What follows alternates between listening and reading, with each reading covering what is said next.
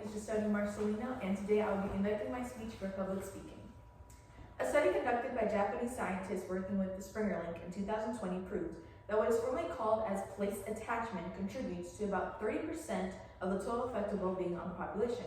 What this means is that the attachment emotionally that you feel to a certain location you've been to is actually affecting you positively and provides security for a certain part of your brain.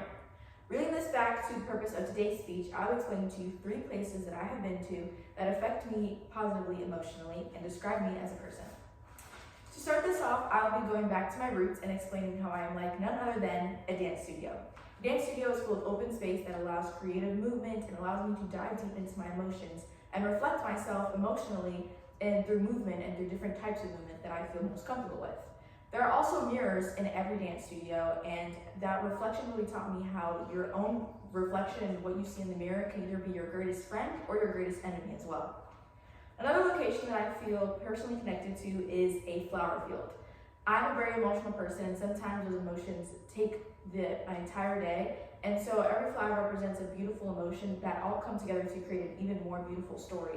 So it shows me that even though you may feel mad or sad one day, it isn't your entire life, it's just one chapter. The final location in which I resonate with personally, and my personal favorite, is a bookstore. Ever since I was a little kid, I always liked going to Barnes & Noble because it was always a place of serene and tranquility for me, and I actually work best when my brain is constantly working, so reading books has always been my favorite hobby because I was able to dive deep into a realm that I didn't even know was able to exist with books.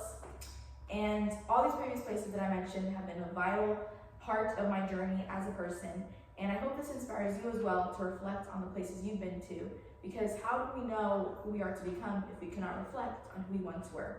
Thank you. That's cool.